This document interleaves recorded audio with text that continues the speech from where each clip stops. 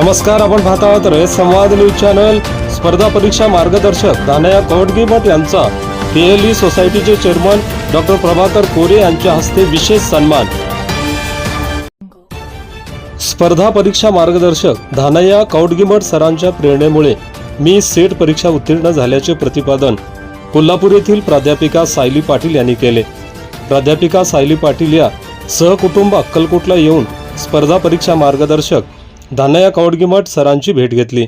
यावेळी प्राध्यापिका सायली पाटील यांचा धानया कवडगी व सौ कवडगी यांच्या हस्ते सत्कार करण्यात आला। भारतातील वेगवेगळ्या राज्यातील 77 वेळा सेट नेट टीईटी परीक्षा उत्तीर्ण होऊन मंगरुळे प्रशालेतील शिक्षक धानया कवडगी यांनी विक्रम केला आहे। धानया कवडगी हे समाज माध्यमांवर यूट्यूब मार्फत मराठी, कन्नड आणि इंग्रजी भाषेत मोफत मार्गदर्शन व्हिडिओ तयार करून आतापर्यंत 802 विद्यार्थी सेट नेट आणि टीईटी परीक्षा उत्तीर्ण होण्यास मदत झाली आहे।